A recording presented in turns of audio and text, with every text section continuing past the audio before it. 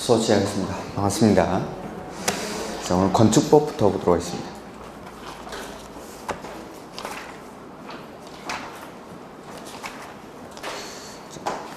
요약서는 290페이지.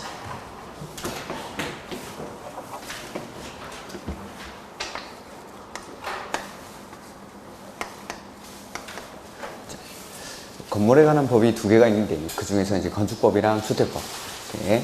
그다음에 건물에 관한 법 중에서 기본적인 법이 되는 게 건축법입니다. 그래서 건축법을 기본으로 하고 그 다음에 그 뒤에 주택법은 특별법적인 지위를 가진다라고 생각하시면 됩니다. 그래서 건물에 관해서 첫 번째 건축법인데 적용 대상물이 나옵니다. 적용 대상물. 건축법은 어디에다가 적용할지. 그래서 첫 번째는 대지. 그 다음에 두 번째는 건물이 지어지는 건물에다가. 그 다음에 세 번째는 건물에 설치하는 일부 설비들이 있고, 네 번째 건축법 적용을 받는 일부 공작물이 있습니다. 이런 것들. 그 다음에 이 적용 대상물에다가 어떠한 행위를 할 때 건축법을 적용하는지 적용 행위가 나옵니다. 그게 첫 번째는 건축법이니까 건축할 때 건축법을 적용하고, 두 번째는 대수선, 그 다음에 세 번째는 용도 변경. 이러한 행위들을 할 때 건축법을 적용을 한다라는 거. 그 다음에 이러한 행위들을 하면서 건축법 역시 공법이니까 어떠한 규제를 받는지. 세 번째는 규제. 해서 첫 번째, 건축하거나 대수선할 때는 원칙 허가받고 합니다. 허가받고. 두 번째는 원칙은 허가받고 해야 되는데 일부 신고하고 짓는 건축물이 있고, 그 다음에 세 번째는 국가나 지자체가 건물을 짓는 경우에는 허가나 신고에 가름해서 협의하고 건물을 짓습니다. 그 다음에 네 번째, 이 가설건축물인데 가설건축물이 허가받고 짓는 가설건축물이 있고 신고하고 짓는 가설건축물이 있습니다. 다섯 번째, 허가든 신고든 공사에 착수를 해서 사업이 완료되고 나면 건물을 쓰기 전에 사용 뭐 받죠? 승인. 건축법에서는 사용 승인. 이렇게 이러한 규제들을 바르면서 건물을 짓게 됩니다. 그 다음에 이제 건물을 실제로 짓는데 건물은 여기 대지에다가 건물을 짓죠. 그래서 여기서 다시 대지를 배웁니다. 적용 대상물에 나오는 대지는 대지가 뭔지, 대지의 정의에 대해서 배우는 거고, 여기는 건물이 지어지기 위한 대지는 어떠한 요건을 갖춰야 하는지 이런 것들을 배우게 됩니다.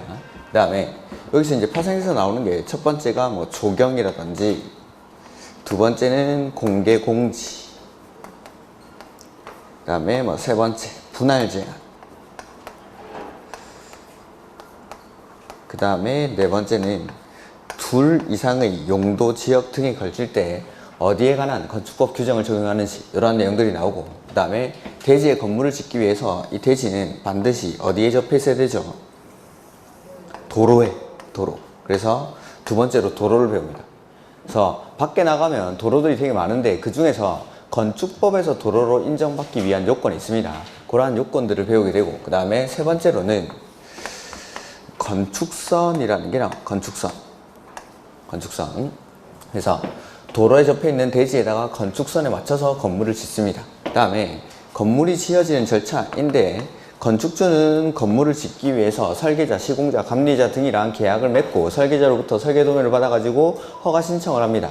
허가를 받아가지고 공사에 착공을 해가지고 중간에 중간 감리 완료 보고서라든지 뭐 최종 감리 완료 보고서 같은 걸 작성해가지고 이제 사용 승인을 신청하는데, 이러한 것들은 시험에 거의 안 나오기 때문에 그냥 넘기시면 됩니다. 그냥. 그 다음에 건물이 완료가 됐을 때, 지어졌을 때 이 건물을 설명을 해줘야 되니까 이 건물의 각종 면적들, 대지 면적, 그 다음에 건축 면적, 바닥 면적, 그 다음에 연 면적 등을 산정하는 방법, 그 다음에 높이나 층수를 산정하는 방법까지, 그 다음에 여기 안 나와 있는 게 이제 높이 제한, 건축물의 높이 제한, 가로구역 안에서의 높이 제한, 1조 등의 확보를 위한 높이 제한, 이런 것들. 그 다음에 맨 마지막에 가면은 이행강제금, 이런 것들이 나옵니다. 이런 것들까지 하면은 요 안에서 한 7문제 정도가 출제가 되죠. 이렇게. 초반에는 제가 국계법, 뭐 개발법, 정비법 이런 것들을 해야 되는데 이 마지막에 시험에 임박할수록 건축법이나 주택법에다가 시간 투자를 좀 많이 하셔야 됩니다. 건축법이나 주택법은 외우면 외운 만큼 이제 점수가 나온 거니까 그냥 마지막에 이런 것도 암기사항들을 계속 반복하시면서 문제 많이 풀어보고 외우시면 됩니다. 오케이. 자, 290페이지 보죠. 적용 대상물이 먼저 나오는데 첫 번째 대지죠. 대지. 대지란 공간정보 구축 및 관리 등에 관한 법률에 따라 각 필지로 나눈 토지, 즉 원칙은 하나의 필지가 하나의 대지가 되는 게 원칙입니다. 원칙. 그래서 그 원칙에 1필지 1대지 원칙이라고 했죠. 1번지가 하나의 대지가 되고 2번지가 하나의 대지가 되고 3번지가 하나의 대지가 되고 이게 원칙인데 괄호 2번에 예외해서 둘 이상의 필지를 하나의 대지로 하는 경우, 그 다음에 동그라미 2번에 하나 이상의 필지 일부를 하나의 대지로 하는 경우, 그래서 두 필지 이상을 묶어서 하나의 대지로 하기도 하고 하나의 필지 일부를 하나의 대지로 하기도 한다라는 거죠. 1번지, 2번지, 3번지, 4번지를 묶어서 하나의 대지로 한다는 건 큰 거 지을 때일까요? 작은 거 지을 때일까요? 작은 걸 짓는데 1번지, 2번지를 묶어서 막 하나의 대지로 보고 갑니까? 큰 거 지을 때, 큰 건물 지을 때. 큰 건물을 지으니까 1번지 가지고는 1번지에는 내가 이 건물을 다 지을 수 없으니까 2번지, 3번지를 다 포함해가지고 이걸 묶어서 하나의 대지로 하겠다라는 거죠. 이렇게 큰 거 지으니까. 해서 보면 기역에 하나의 건축물을 두 필지 이상에 걸쳐 건축하는 경우, 그러니까 큰 거 지을 때입니다. 그 다음에 니은에 합병이 불가능한 경우라고 되어 있는데 합병이 불가능한 경우 중 거기 참고라고 되어 있는 거에 나오는 것들, 집안이 연속되지 아니하거나 축척이 서로 다르거나 지번 부여지 서로 다를 때, 요거 아마 그 지적법 시간에 배웠겠죠. 집안이 연속되지 않거나 축척이 서로 다르거나 집안이 지번 부여지기 서로 다를 때 이걸 묶어가지고 1번지, 2번지, 3번지를 묶어서 1번지 이렇게 할 수는 없죠. 합병은 안 되는데 이걸 묶어가지고 하나의 대지로는 봐줍니다. 대지로는. 그래서 근데 가로 안에 보시면은 토지 소유자가 서로 다르거나 소유권 외의 권리관계가 서로 다른 경우는 소유권의 권리관계가 다른 경우가 아니라 소유권 외의란 말을 넣어줘야 됩니다. 소유자가 서로 다르거나는 돼 있는데 소유권의 권리관계가 다른 거나 똑같은 말이죠. 소유권 외의 권리관계가 서로 다른 경우는 제외하고, 그러니까 소유권도 동일하고 소유권 외의 권리관계까지도 동일할 때 합병은 안 되지만 지번 부여지기 서로 다르거나 축척이 서로 다르거나 집안이 연속되지 않을 때 이 토지를 묶어서 하나의 대지로는 봐준다라는 겁니다. 이렇게. 그 다음에 디귿 도시군 계획시설, 이거 뭐죠? 기반시설. 기반시설이 관리계획으로 결정되면 도시군 계획시설로 바뀌죠. 기반시설이니까 이거는 뭐 할 수 있어야죠. 공적 목적이니까. 그래서 맨 밑에 290페이지 맨 밑에 보시면은 하나의 필지 일부를 하나의 대지로 할 수 있는 경우 1번에도 보면 도시군 계획시설. 그러니까 기반시설은 두 필지 이상을 묶어서 하나의 대지로 보기도 하고 하나 이상의 필지 일부를 하나의 대지로 보기도 합니다. 이런 것들 공적 목적으로 하는 거니까. 그 다음에 다시 위로 올라가가지고 리을에 박스는 리을 사업계획 승인을 받아 주택과 그 부대시설 및 복리시설을 건축하는 경우, 그냥 아파트 단지입니다. 아파트 단지 2000세대씩 되는 아파트 단지를 설마 한 필지에 짓지 않겠죠. 그런 것들. 그 다음에 미음 도로지표 아래에 건축하는 건축물의 경우 지하상가 같은 거, 지하상가도 이렇게 길다랗겠죠. 그렇게 설마 한 필지에 있지는 않겠죠. 그 다음에 비읍 사용 승인을 신청할 때 둘 이상의 필지를 하나의 필지로 뭐 할 것을 조건이죠? 합칠 것을 조건. 지금은 1번지, 2번지, 3번지 이렇게 나눠져 있지만 사용 승인을 신청할 때는 이걸 합병을 하겠다면 합병. 그럴 때는 요걸 하나 묶어가지고 하나의 대지로 봐주겠다라는 거죠. 요게 두 필지 이상을 하나로 보는 경우. 그 다음에 하나 이상의 필지 일부를 하나의 대지로 할 수 있는 경우 기역은 아까 했죠. 도시군 계획시설. 요거는 무조건 되는 거고 니은, 디귿, 리을은 묶으면 되겠죠. 니은, 디귿, 리을. 이렇게 하나 이상의 필지 일부에 대해서 농지 전용 허가, 산지 전용 허가, 개발행위 허가입니다. 토지 형질 변경 허가가 아니라 그냥 개발행위 허가입니다. 뭐 그냥 좀 자세하게 써놓은 것 같은데 개발행위 허가라고 하셔도 됩니다. 자, 원래 여기가 농지입니다. 내지는 산지라서 건물의 건축이 안 되는 땅인 거죠. 농지 전용이라는 건 농지를 농지 아닌 걸로 바꾸는 거죠. 그래서 농지일 때는 건물의 건축이 금지가 되다가 농지 전용 허가를 받으면은 그 부분에 대해서는 건물의 건축이 되는 겁니다. 그래서 농지를 농지 아닌 걸로 바꾸고 산지를 산지 아닌 걸로 바꿨으니까 원래 농지랑 산지였는데 요 부분에 대해서만 농지 전용 허가, 산지 전용 허가를 받은 거죠. 그러면은 요 부분에 대해서만 건물의 건축이 허용이 되니까 이 부분을 따로 대지로 봐주겠다라는 거. 마찬가지 그 개발행위 허가도 원래는 건물의 건축이 안 되다가 이 부분에 대해서만 개발행위 허가를 받아서 요거 건물의 건축이 되면 요 부분만 대지로 봐주겠다는 거. 그 다음에 마지막 사용 승인을 신청할 때 나눌 것을 조건입니다.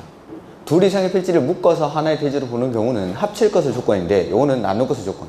지금은 1번지라고 되어 있지만 사용 승인을 신청할 때는 1번지, 1-1번지 이렇게 분할하게 됩니다. 그러면 요 부분만 대지로 봐줄 수도 있다라는 거. 이렇게. 그래서 원칙은 하나의 필지가 하나의 대지가 되는 게 원칙인데 둘 이상의 필지를 묶어서 하나의 대지로 보기도 하고 하나의 이상의 필지 일부를 하나의 대지로 보기도 한다라는 거. 그 다음에 두 번째 건축물이죠. 건축물. 건축물이란 토지에 정착하는 공작물 중 지붕, 과, 기둥 또는 벽이 있는 것. 이렇게. 그래서 건물이 되기 위해서는 지붕, 과, 기둥 또는 벽이 있는 것. 이게 건축물이죠. 그리고 건물이 되기 위해서 꼭 필요한 거 뭐죠? 그 가로 옆에 있는데 가로 안에 지붕과라고 되어 있으니까 지붕은 반드시 있어야 됩니다. 지붕과 기둥 또는 벽이니까. 그래서 지붕은 반드시 있어야 되는 거고 기둥이나 벽은 둘 중에 하나만 있으면 건축물에 해당합니다. 이렇게. 그 다음에 이에 딸린 시설물, 뭐 대문이나 담장, 그 다음에 지하나 고가의 공작물에 설치하는 사무소, 공연장, 점포, 차고, 창고, 사무소, 공연장, 점포, 차고, 창고. 집에 돌아가시면서 한 10번씩 읽어보면서 하는 거죠.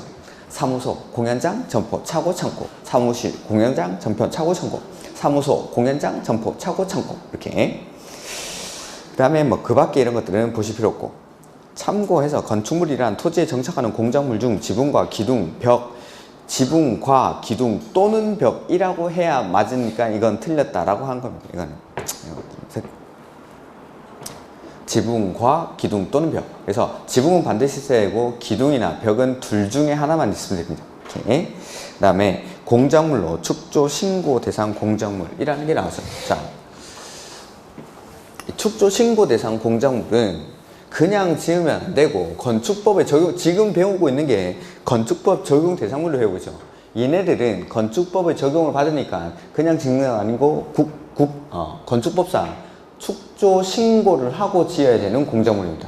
그러니까 이러한 공작물을 지을 때는 그냥이 아니라 신고하고 해서 옹벽 내지는 담장은 얼마죠? 2m를 넘는. 그 다음에 광고판, 광고탑은 4m. 그 다음에 태양 에너지를 이용한 발전 설비는 5m.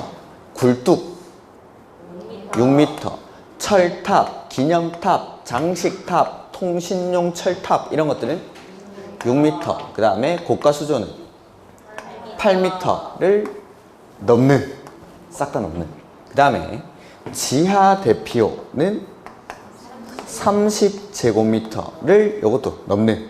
그 다음에 기계식 주차장이나 철골, 조립식 주차장으로서 외벽이 없는 것은 8m 이하. 요것만 이하. 요것만. 그러니까 기계식 주차장이나 철골, 조립식 주차장으로서 외벽이 없는 것, 이런 것들 8m 이하짜리 작은 것들은 건축법상에 축조 신고만 하고도 지을 수 있다는 거. 요거보다 커지면은 당연히 뭐 주차장법에 적용을 받습니다. 그러니까 요런 작은 것들은 그냥 축조 신고만 하고 지어도 된다라는 내용입니다. 그래서 옹벽이나 담장은 2m를 넘는 것, 광고탑, 광고판은 4m, 그 다음에 태양에너지를 이용한 발전 설비는 5m, 굴뚝 6m, 철탑, 기념탑, 장식탑, 통신용 철탑, 각종 탑들은 6m, 고가수조는 8m, 지하 대피호는 30제곱미터를 넘는. 그 다음에 요거만 기계식 주차장이나 철골, 조립식 주차장으로서 외벽이 없는 것은 8m 이하. 그래서 요거 옹, 이, 광, 사, 태, 오, 굴, 육, 탐, 육, 고, 팔 이렇게 외웠습니다. 이렇게 외우면 맞추고 못 외우면 틀리고 이런 것들이 대표적인 거. 다음 중 건축법 적용 대상물에 해당하지 않는 것은 뭐 이런 식으로 뭐 건축법 적용을 받는 공작물이 아닌 것은 건축법에 적용을 받는 공작물은 뭐 이런 것들 골라내는 문제가 나오죠. 이렇게. 그래서 뭐 다 넘는 이상입니까? 초과입니까? 초과입니다. 초과. 그 다음에 기계식 주차장 요거만 8m 이하. 요게 이제 건축법 적용을 받는 공작물. 그 다음에 292페이지. 지하층은 첫 번째, 건축물의 바닥이 지표면 아래에 있는 층으로서 바닥에서 지표면까지의 최고 높이입니까? 최저 높이입니까? 평균 높이입니까?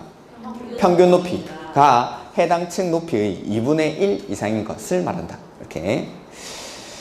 그 다음에 지하층은 층수에 포함하지 않는다. 뭐 이렇거든요. 나중에 층수 산정할 때도 나오는데 층수에도 포함하지 않고, 그 다음에 연면적 산정할 때 용적률 산정 시 연면적에서도 제외되죠. 지하층은 층수에 산입하지 않고 용적률을 산정할 때의 연면적에서도 제외합니다. 이런 것들. 그 다음에 건폐율과 용적률과 연면적의 관계.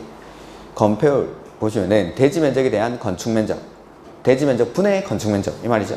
의 최대한도는 국계법에 따른 건폐율의 기준에 따른다. 다만 이 법에서 기준을 완화하거나 강화하여 따로 정할 때는 그에 따른다. 그러니까 건축법을 우선시하겠답니다. 국계법에서 우리 배운 거 있죠? 건폐율 최대한도가 5, 6, 5, 7에 9, 8, 8, 7, 7, 7, 7, 둘둘둘 계획 관리는 40, 나머지는 20. 그거. 원래는 원칙은 그거에 따르는데 건축법에서 이걸 강화 또는 완화할 때는 건축법 규정을 우선시하는 것. 그 다음에 용적률도 똑같은 겁니다. 대지 면적에 대한 연면적의 최대 한도는 원래는 용적률 국계법에서 정하죠. 근데 이 법에서 기준을 완화하거나 강화하여 적용하도록 규정한 경우에는 그에 따른다. 그러니까 건축법을 국계법의 최대 한도보다 우선시하겠다라는 겁니다. 이렇게. 그 다음에 건축법상 용어 정리가 나오는데 주요 구조부가 뭐죠?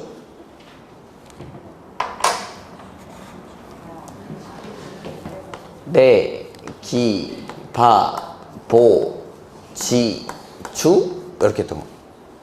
내력벽, 기둥, 바닥, 보, 지붕틀, 주계단 이렇게 6가지. 내, 기, 바, 보, 지, 주. 철수는 내기 바보니까 영희한테 맨날 지주 이렇게. 내기 바보니까 맨날 지주. 내기 바보 지주. 내력벽, 기둥, 바닥, 보, 지붕틀, 주계단 이런 것들. 그래서 1번에 건축물의 구조상 주요한 골격 부분인 내력벽, 기둥, 바닥, 보, 지붕틀, 주계단 이 6가지가 주요 구조부입니다. 근데 그 밑에 단 사이기둥, 최하층 바닥, 차양, 작은 보, 5개 계단 그 밖에 이와 유사한 것으로 구조상 중요하지 아니한 부분은 제외. 그래서 뭐 오답으로 많이 나오는 게 동그라미 2번에 그런 것들 넣어가지고 오답을 많이 출제를 합니다. 그래서 주요 구조부는 6가지. 내력벽, 기둥, 바닥, 보, 지붕틀, 주계단 이 6가지는 기억을 하셔야 되죠. 그 다음에 초고층 건축물이 나오는데 초고층 건축물이란 층수는 50층 이상이거나 높이는 200m. 건축법에서는 층수가 명확하지 않을 때는 높이 몇 미터마다? 4m마다 하나의 층으로 옵니다. 해서 건물의 층수에다가 곱하기 4를 하면 기준이 되는 높이가 나옵니다. 해서 50층 이상이거나 높이 200m 이상의 건축물을 초고층 건축물이라고 합니다. 이렇게. 그 다음에 초고층 건축물에는 피난층 또는 지상으로 송하는 직통계단과 직접 연결되는 피난 안전구역을 설치해야 한다라고 되어 있는데 거기 저 뒤에도 나오는데 이거는 30개층마다 한 개 소지. 여기 55층짜리 건물이 있어요. 초고층 건축물이죠. 50층 이상이거나 200m 이상이니까 55층짜리 건물은 초고층 건축물. 이럴 때는 역시 30개층마다 한 개씩 층을 통째로 비웁니다. 그래가지고 피난 안전구역, 지상으로 연결되는 직통계단 등이 설치되어 있는 피난 안전구역을 설치를 해야 된다라는 거. 이거 뭐 시험에 한번 나온 적이 있죠. 그 다음에 고층 건축물은 층수가 30층 이상이거나 높이가 100 곱하기 4하면 120m 이상인 건축물. 그 다음에 준초고층 건축물은 고층 건축물 중에서 초고층 건축물에 해당하지 않는 것을 준초고층 건축물이라고 합니다. 한옥, 리모델링 이런 거는 됐습니다. 그 다음에 다중이용 건축물은 혹시 그게 기억이 나시려나? 공개공지 설치 대상 건축물이 뭐였죠?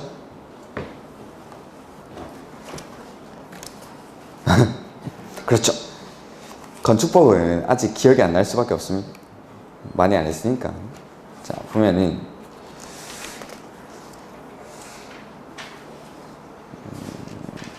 뒤에 공개공지를 보면서 이거는 다시 앞으로 넘어와 가지고 말씀을 드리겠습니다. 공개공지 보면서 그 다음에 준다중이용 건축물, 특수구조 건축물 이런 것들도 일단은 됐고, 그 325페이지 잠깐 보실까요?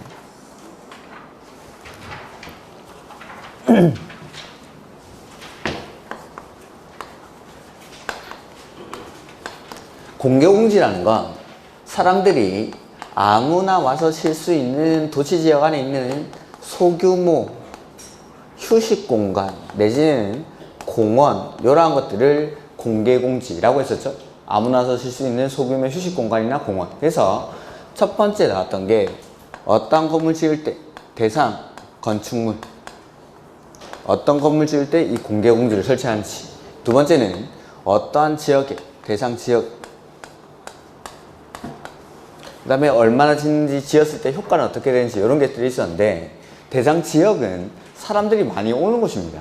사람들이 많이 모이는 곳에 아무나 와서 쉴 수 있는 도시지역 안에 소규모 휴식 공간을 설치하는 거죠. 해서 용도 지역 중에 사람 제일 많이 모이는 데가 어디죠? 상업지역. 그래서 모든 상업지역.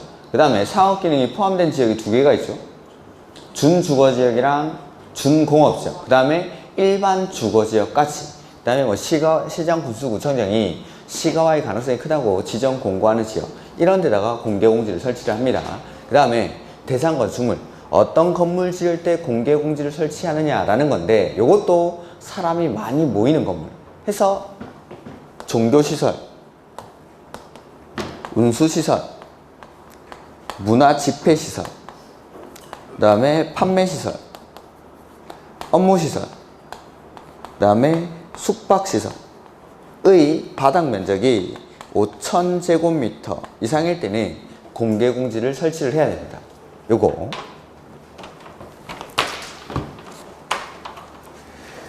종우나 5,000원짜리 문화상품권 파는데 없어?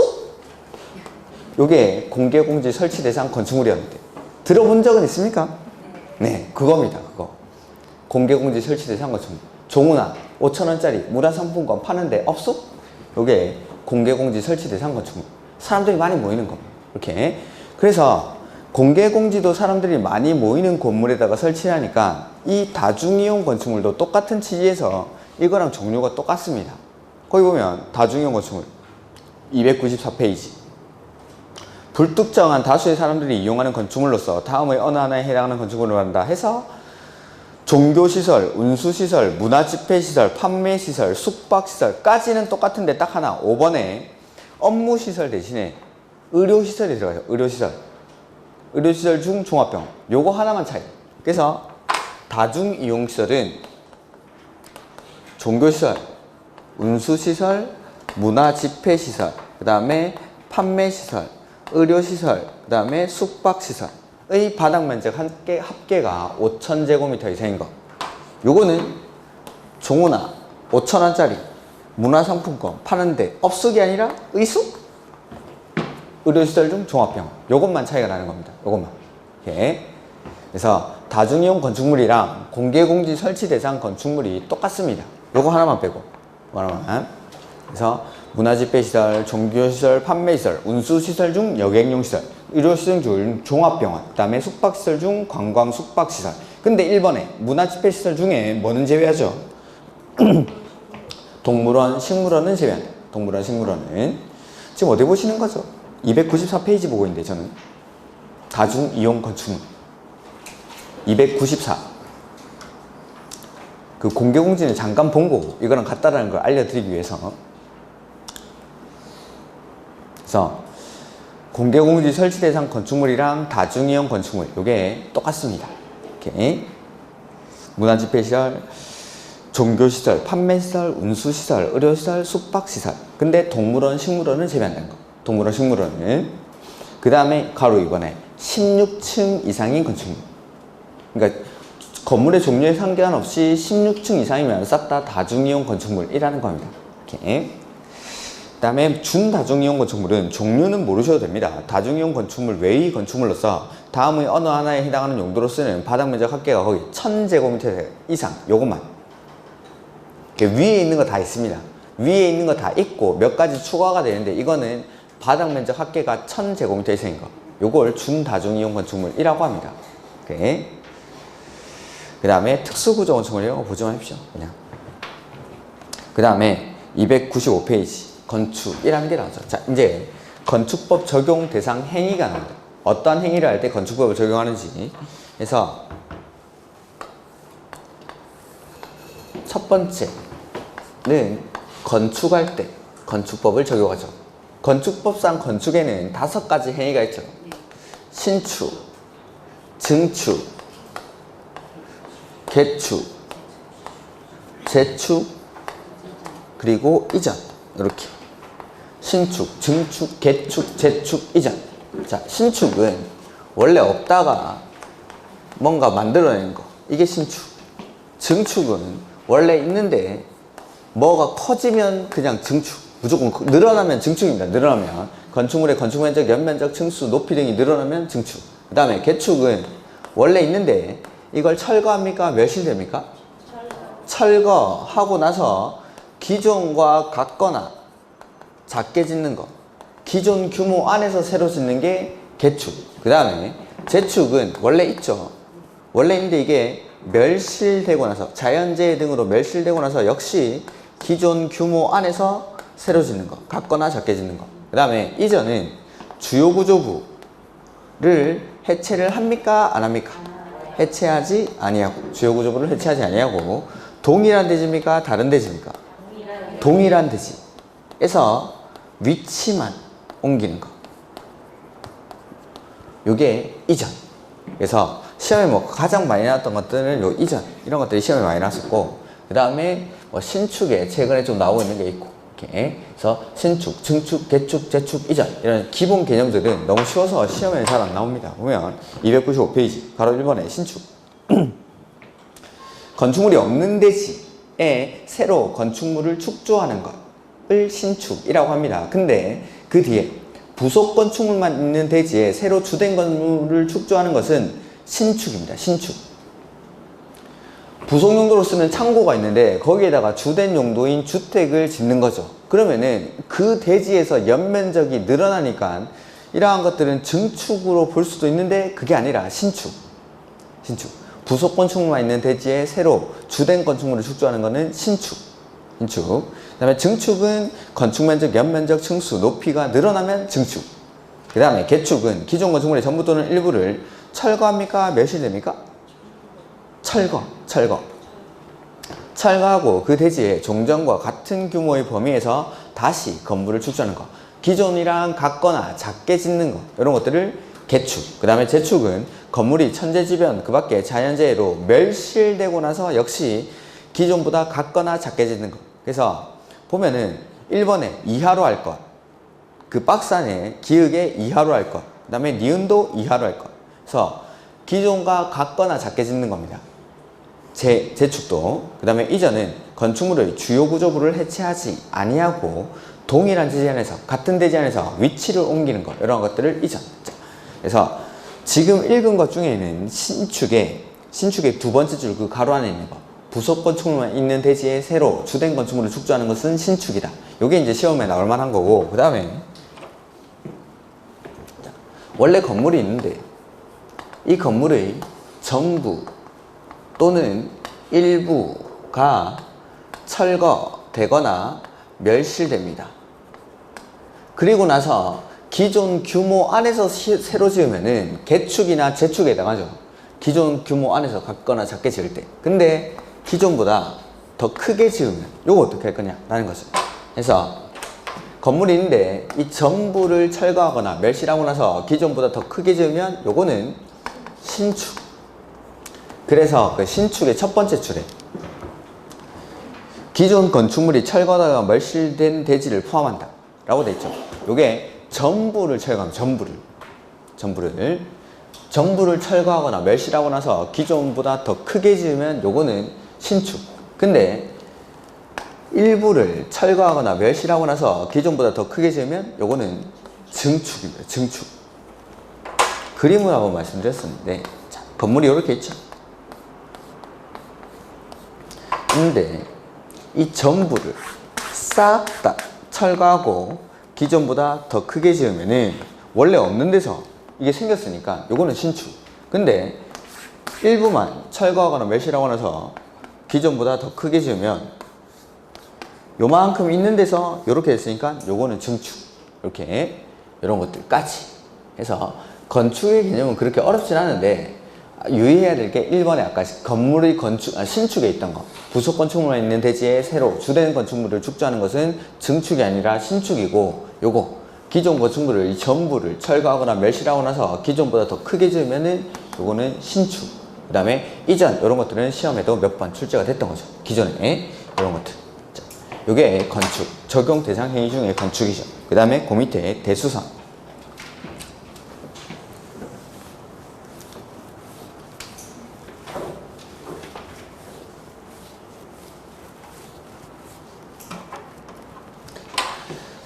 대수선은 뭐 뒤에 표가 있겠죠 아마.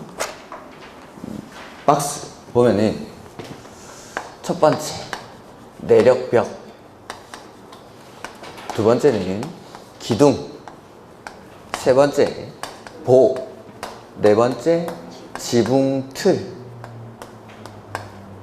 이러한 것들을 증설, 해체하거나 내력벽은 30제곱미터 이상, 나머지는 3개 이상을 수선, 변경하는 행위, 이걸 대수선이라고 하죠. 그 다음에 다섯 번째, 다가구, 다세대, 세대 간의 경계벽. 그 다음에 여섯 번째는 주계단, 피난계단, 그 다음에 특별 피난계단. 그 다음에 일곱 번째, 방화벽이나 방화 구획을 위한 바닥이나 벽. 이거 역시 증설, 해체하거나 수선, 변경하는 행위, 이걸 대수선이라고 하죠. 그래서 저는 이렇게 나눴었죠. 이렇게 나눠가지고 거기 내력벽, 기둥, 보, 지붕틀 1번부터 4번까지, 그 다음에 5번, 6번, 7번까지 이렇게 해서 내력벽, 기둥, 보, 지붕틀, 이건 뭐였죠? 주요구조부. 그러니까 집에서 일반적으로 우리가 인테리어 공사하고 이런 것들은 그냥 하면 됩니다. 건축법 적용 대상 행위가 아니니까.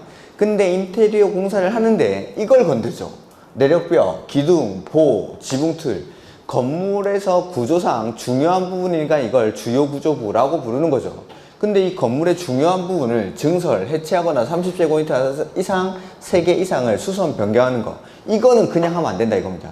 건축법 적용 대상 행위니까 원칙은 허가받고 해야 됩니다. 허가받고. 그냥 하면 안 되고, 요걸 대수선. 이렇게 주요구조부니까, 건물의 중요한 부분이니까. 그 다음에 밑에 있는 거, 다가구 다세대 세대 간의 경계벽, 주계단, 피난계단, 특별 피난계단, 방화벽, 방화구획을 위한 바닥이나 벽, 역시 증설, 해체하거나 수선, 변경할 때 대수선을 하는데, 일단 공통점을 보면 두 개 다 증설, 해체. 증설, 해체는 싹 다 대수선이죠. 그 다음에 차이가 나는 게 수선, 변경에서 차이 나죠. 위에 있는 주요 구조부들은 30제곱미터 이상이나 3개 이상을 수선, 변경해야 대수선이죠. 근데 밑에 있는 거, 다가구 다세대 세대 간의 경계벽이나 뭐 주계단, 피난계단 이런 것들은 수선 변경할 때 몇 개나 수선 변경해야 됩니까? 숫자가 없죠? 1제곱미터. 한 개만 건드려도 수선 변경해도 대수선. 요게 차이점입니다.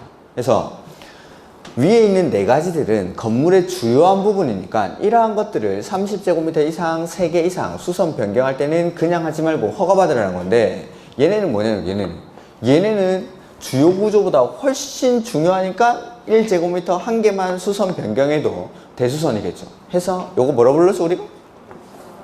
울트라 주요 구조부. 법에는 당연히 이런 말은 없습니다. 이제 요거 구분하기 위해서 해서 요 두 가지를 구분하는 기준. 그러니까 요 대수선의 계산행에 해당하면은 일단 뒤에 증설 해체라는 말이 나오면은 앞에 숫자 볼 거 없다고 했습니다. 숫자 볼 필요도 없이 대수선에 해당하는데 수선 변경일 때 앞에가 주요 구조부면 30제곱미터 이상 3개 이상. 근데 앞에 게 울트라면은 숫자에 상관없이 수선 변경도 대수선. 이렇게 이런 것들 나중에 문제 풀어보면서 한번 보죠. 이렇게. 그 다음에 마지막에 하나 더. 건축물의 외벽에 사용하는 마감 재료를 증설, 해체하거나 수선 변경하는 것. 이러한 것들 역시 대수선이라고 합니다. 그 다음에 앞에서 하나 안 읽고 온 게 있는데 앞에 페이지 295페이지 맨 밑에 건축물의 기둥, 보, 내력벽, 주계단 등 구조나 외부 형태를 수선 변경하거나 증설하는 것으로서 다음의 어느 하나에 해당하고 그게 중요한 거죠. 증축, 개축, 재축에 해당하지 아니하는 것. 그래서 전에 한번 말씀드렸었는데 요거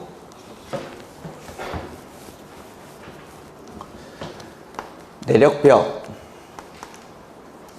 25제곱미터 증설합니다. 요거 대수선입니까? 아닙니까? 맞죠? 증설 해체 나오면 앞에 숫자 볼 필요 없다 했습니다. 증설 해체는 숫자가 없으니까 앞에. 그래서 내력벽을 25제곱미터 증설한 결과 건물의 높이가 3m 증가했습니다. 요거는 대수선입니까? 아니죠. 이건 뭐죠? 증축입니다. 증축. 그러니까 요까지 내력벽을 25제곱미터 증설하는 거 요거는 대수선이 맞는데 대수선에 해당하는 행위를 했는데 그 결과적으로 건물의 높이가 3m 증가하는 증축에 되죠. 증축이. 그럴 때는 이걸 대수선으로 보지 않고 증축으로 보겠다라는 겁니다. 그러니까 대수선의 개념보다는 증, 개, 재축의 개념을 우선시한다라는 겁니다. 이렇게. 그래서 이런 것들을 대수선. 그 다음에 도로를 여기다 써놨는데 보면 도로 원칙 정의가 있는데 도로법상의 도로가 아니라 건축법상의 도로는 다음과 같다. 그러니까 밖에 나가면 수많은 도로들이 있는데 그게 싹 다 건축법상의 도로가 된다는 건 아니죠. 그래서 건축법상 도로가 되기 위해서는 박스 안에 보행과 자동차 통행이 가능한, 그러니까 사람만 다닐 수 있으면 안 되고 그 다음에 차만 다닐 수 있어도 안 되고 보행과 자동차 통행이 가능한 너비 얼마? 4m 이상의 도로를 건축법상 도로라고 합니다. 이렇게. 그래서 무슨 법에 의해서 만들어지는지는 모르셔도 됩니다. 국계법, 도로법, 사도법 그것의 관계 법령에 따라 신설 또는 변경에 관한 고시가 된 도로. 그러니까 어떤 법에서든 간에 만들어진 도로로서 그냥 너비 4m 이상, 보행과 차량 통행이 가능한 너비 4m 이상의 도로. 그 다음에 가로 2번에 특례가 나오죠. 원칙은 폭이 4m 이상이어야 되는데 거기 차량 통행을 위한 도로의 설치가 곤란한 곳에서는 3m 이상, 차량 통행이 불가능한 도로는 너비 3m 이상. 그 다음에 막다른 도로의 경우에는 도로의 길이가 도로의 너비를 결정합니다. 해서 도로의 길이가 각각 10m 미만, 35m 미만, 35m 이상일 때 폭은 2m, 3m, 6m. 2, 3은 6? 그 옆에. 지금 옆에 페이지 보고 있습니다. 막다른 도로. 그래서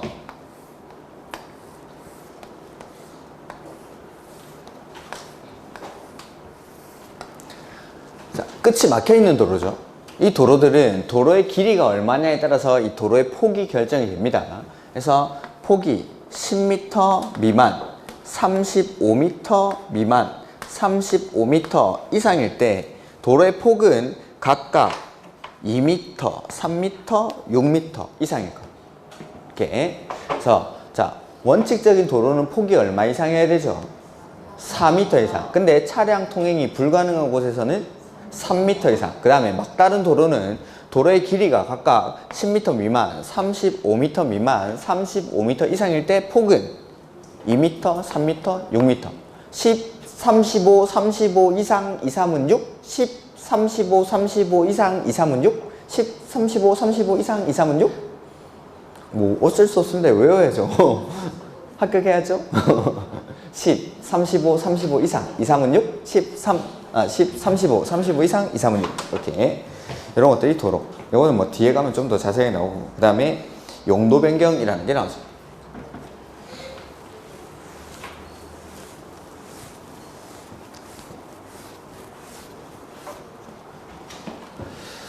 그래서 용도 변경인데 건물의 용도를 변경할 때 허가받는지 신고하는지 이러한 것들이죠.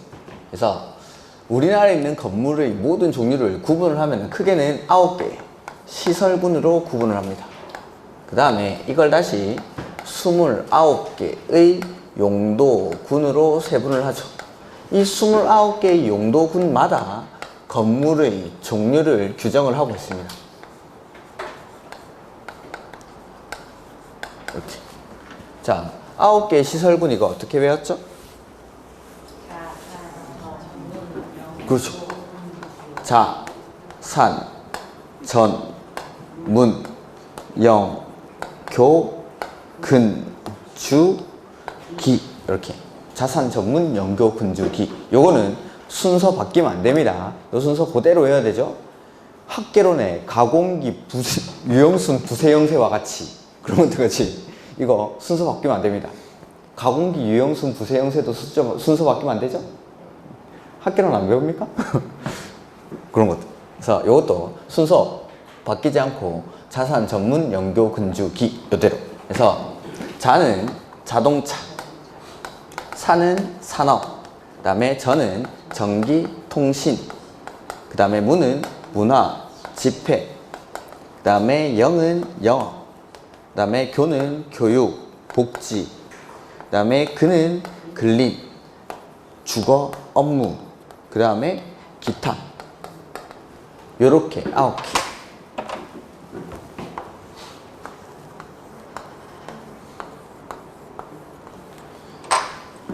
그 다음에 이 각각의 시설군들마다 해당하는 용도들이 나옵니다. 건물의 용도가 자동차에는 자동차 관련 시설 하나밖에 없죠. 그 다음에 산에는 이게 좀 많은데 운수, 공장, 창고, 그 다음에 자원순환 관련 시설, 그 다음에 위험물 저장 및 처리시설, 그 다음에 묘지 관련 시설, 장례시설 이렇게. 그 다음에 전기통신은 전기는 발전소에서 나오고 통신은 방송국에서 나오고 이렇게 기억하라고 했죠. 그 다음에 요거 산업 등도 그냥 한 김에 해보면은 요거 제가 말을 만들어 드렸죠. 운수, 공장, 창고에 가면 뭐가 있죠? 자원순환 관련 시설이 있습니다. 자원순환 관련 시설. 이게 밟으면 위험하죠. 근데 밟아서 묘지에 가서 장례를 치렀다.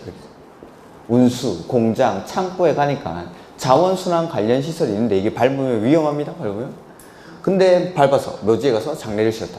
이렇게 운수, 공장, 창고에 가니까 자원순환 관련 시설이 있고 이게 밟으면 위험한데 밟아서 묘지에 가서 장례를 치렀다. 이렇게. 그 다음에 전기는 발전소에서 나오고 통신은 방송국에 나서 건축법을 전혀 기억을 못하시네요. 그 다음에 문화집회는 주말에 사람 많이 모이는 곳. 문화집회시설. 그 다음에 종교시설. 그 다음에 위락시설. 그 다음에 관광휴게시설. 요새 가면 안 되는데 요런데 문화집회시설. 그래서 그거는 그냥 외우라고 했습니다. 문종, 위, 관 이렇게 주말에 사람이 많이 모이는 곳입니다. 이렇게. 그 다음에 영어는 다중생활시설, 그 다음에 판매시설, 운동시설, 숙박시설. 그래서 이 영업사원 이름이 뭐였죠? 영업사원 이름은 운수기죠. 운수기. 이 운수기가 영업을 엄청 잘하니까 다 팔았죠.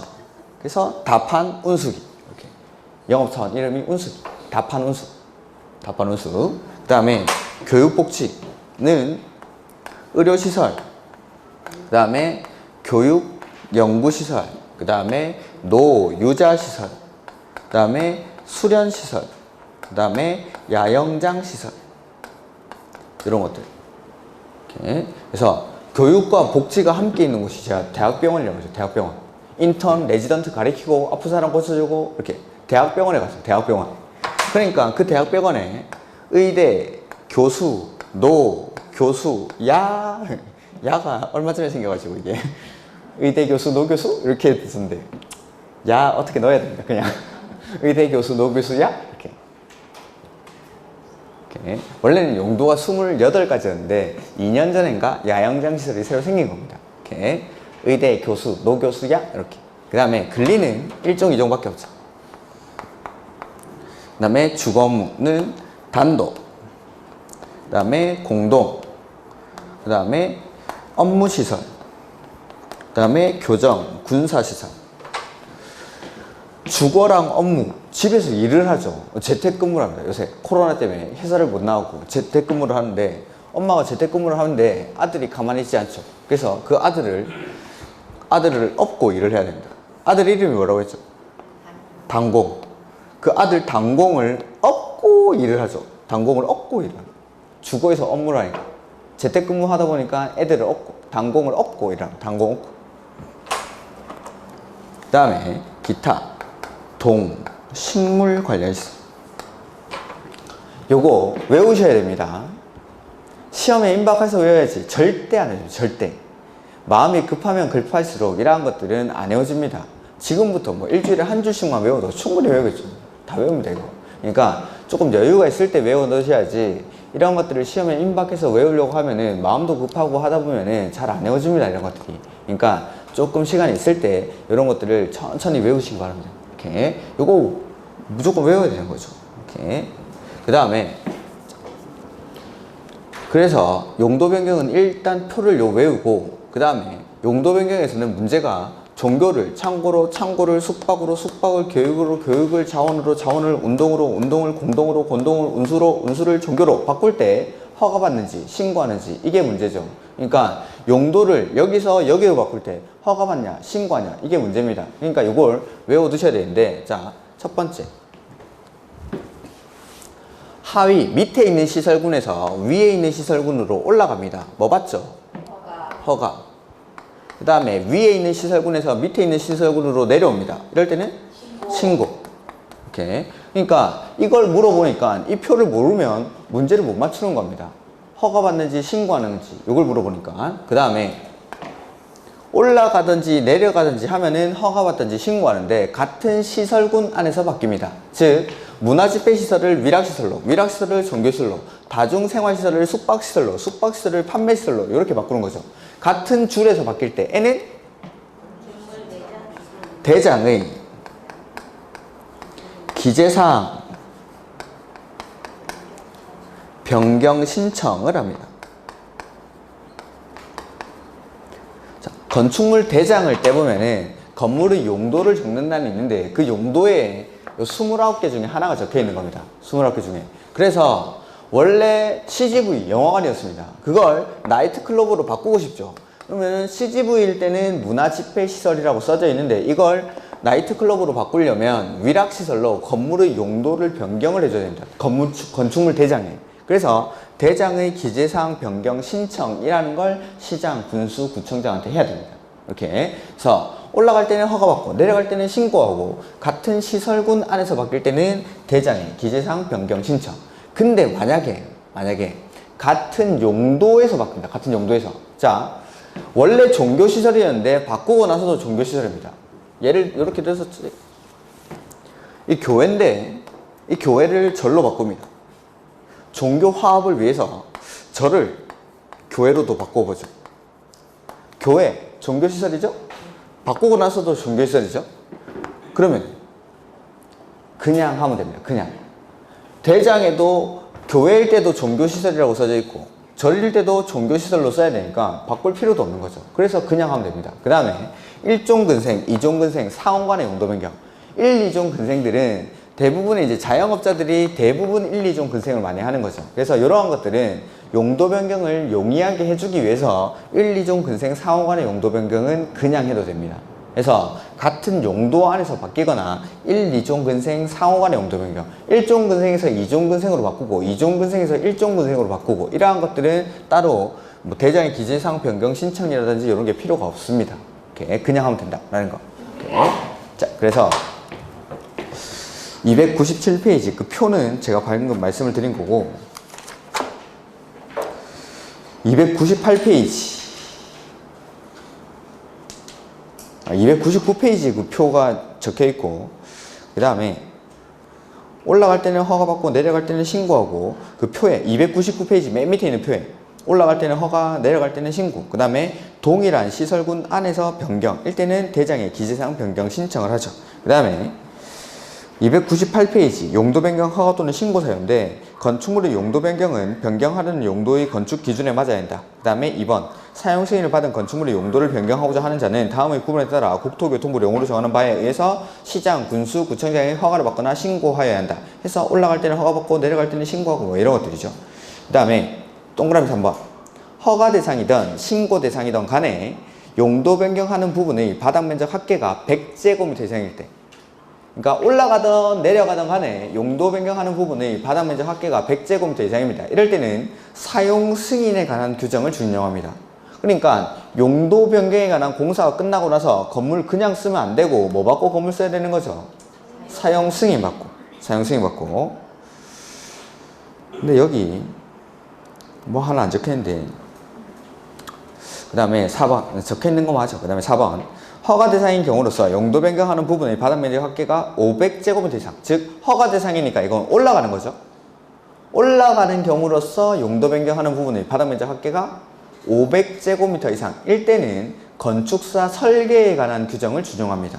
그러니까 자, 위로 올라갈 때 허가받으라는 거는 위에 있는 시설일수록 조금 위험한 시설인 거예요. 위험한 시설 하니까 용도 변경을 좀 어렵게 하는 거고, 밑에 있는 시설일수록 좀 위험도가 떨어지는 시설이니까 용도 변경을 쉽게 신고만 하고 바꿀 수 있다라는 거죠. 근데 올라가는 경우, 허가받는 경우니까 위험한 걸로 바꾸는데 면적도 크죠. 500제곱미터 이상이나 되니까 이러한 것들은 그냥 아무나 설계하면 안 되고 건축사가 반드시 설계를 해야 된다라는 겁니다. 이렇게 설계에 관해서는 23조 규정을 준용한다. 이게 바로 건축사 설계에 관한 규정입니다. 건축사 설계. 이렇게. 그래서 이러한 내용들까지. 그 다음에 거기 297페이지부터 298페이지 표가 나와 있죠. 자, 보면은 이렇게 29개의 용도들마다 해당하는 건물의 종류들이 있습니다. 그거를 대표적인 거 몇 가지만 써놓은 것 같은데, 거기 이게 시험에 나옵니다. 우리 기본서에도 보면은 자, 29개의 용도가 순서가 나옵니다. 1번이 단독주택, 2번이 공동주택. 단독주택에는 뭐가 있죠? 단독, 다중, 다가구, 공간. 2번에 공동주택에는 아파트, 연립, 다세대, 기숙사 이런 것들. 3번 1종 근린생활사, 4번 2종 근생 이렇게 해가지고 3번 1종 근생에 해당하는 거 쭉 나옵니다. 4번 2종 근생에 해당하는 거 쭉 나옵니다. 이게 종류가 엄청 많겠죠? 건물의 종류는 한 130여 가지 되는데 이걸 다 외울 수는 없습니다. 근데 시험에 나오죠. 근데 그래서 그 대표적인 것 중에 몇 가지를 여기 써놨는데, 이래 가지고는 뭐 다 이걸 뭐 외우라고 할 수는 없겠죠. 그래서 제가 준비했죠. 오늘 프린트를. 이걸 뭐 외울 수가 없으니까 제가 시험에 나올 만한 것들을 조금 추려가지고 비교를 해 놓은 겁니다. 비슷비슷한 것들. 헷갈릴 수 있는 것들을 묶어가지고 비교를 해 놓은 겁니다. 이게. 야, 이게 정리한 거야? 네, 이게 정리한 겁니다. 정리 안 하면 이거보다 훨씬 많겠죠? 자, 이 정도 보면은 시험에서 이거 이상을 벗어나진 않습니다. 근데 요거는 조금 시간이 걸리니까 좀 쉬었다가 보도록 하죠.